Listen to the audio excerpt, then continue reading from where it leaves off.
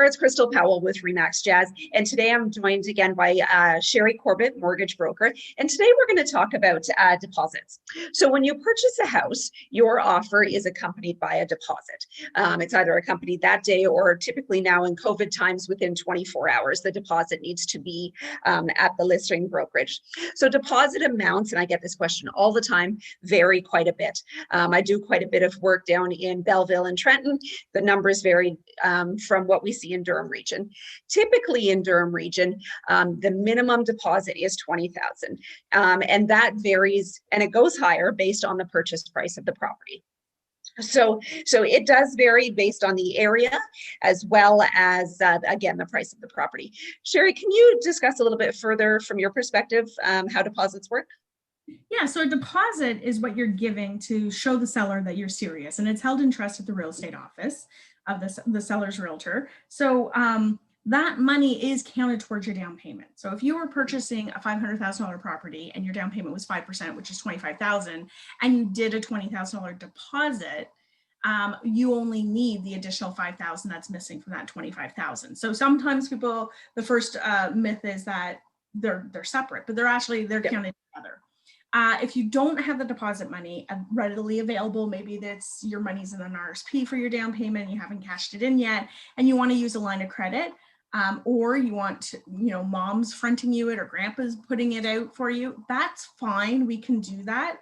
We then don't count that money towards your down payment though. And so again, using that $25,000, so you have $25,000 is going to be your down payment in total, and you need to put $20,000 deposit, but you haven't cashed your RSPs in yet. So you take $20,000 off a line of credit and you get that as a deposit. Well, now when you cash your RSPs in and you get that chunk of 25, you've got to pay off that line of credit to zero. Yeah. Okay. So we're not counting it as a liability. And again, you still got that $20,000 on the offer and then your $5,000. So we walk people through it. It's not a problem, but your deposit and your down payment go hand in hand, and we help you get there. Plus you'll need your closing cost money too. Right. Now you mentioned RSPs, and a lot of first-time buyers, my kids included, took their money out of their deposit out of their RSPs. So that money has to be in your RSPs for, is it 90 days?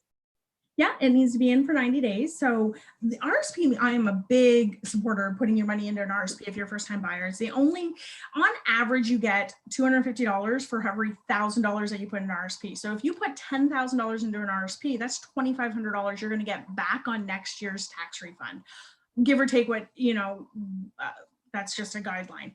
So getting 25% of your money returned to you, that's a good investment, right? Yeah. Yeah, it's pretty safe. And then while it's in the RSP, it's growing. The thing to know about taking money out of your RSP is that it has to be in the RSP for 90 days. Whoever helps set you up, make sure that it's very clear to them that this is going to be withdrawn in the future for the home buyer's plan, so that they don't lock you into something that's going to have a large exit fee. Because unfortunately, I've seen that if you're with the wrong financial planner and then suddenly you go to cash in it, you can get your money, but their fees are high. So just make sure it's clear up front that what the intent is to withdraw this in the future for the home buyer's plan, so that they can put you in an easy exit. The other thing to know about if you withdraw from the RSP program is that you have 15 years to recontribute that money back into the RSP. So either monthly or annually, you would be contributing back, but you've got 15 years to do it, and that money's going back into your own retirement savings. So I still believe it's a payback to yourself. Yeah.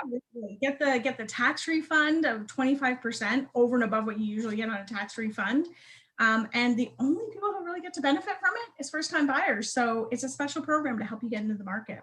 Perfect. And like I said, my daughter used that when she purchased her house. And I talk to buyers about that all the time, and they often are not aware of that 90-day waiting period. So when we have our initial meeting, I say, okay, where's your deposit coming from? Is it in your RSPs? I ask that specifically so we can make that plan and work that into the program.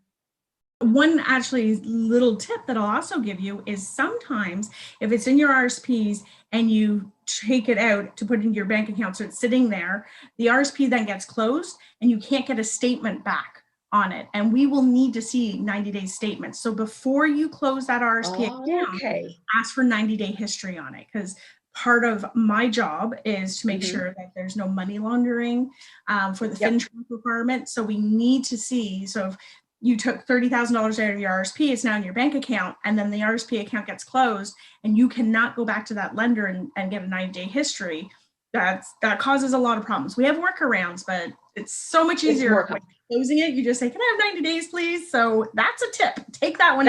And that's a great tip. And I wasn't aware of that. So that's something I'll share with my clients going forward as well. So you can take it out of your RSPs if it's been in there for 90 days. And before you do so, get that statement showing that.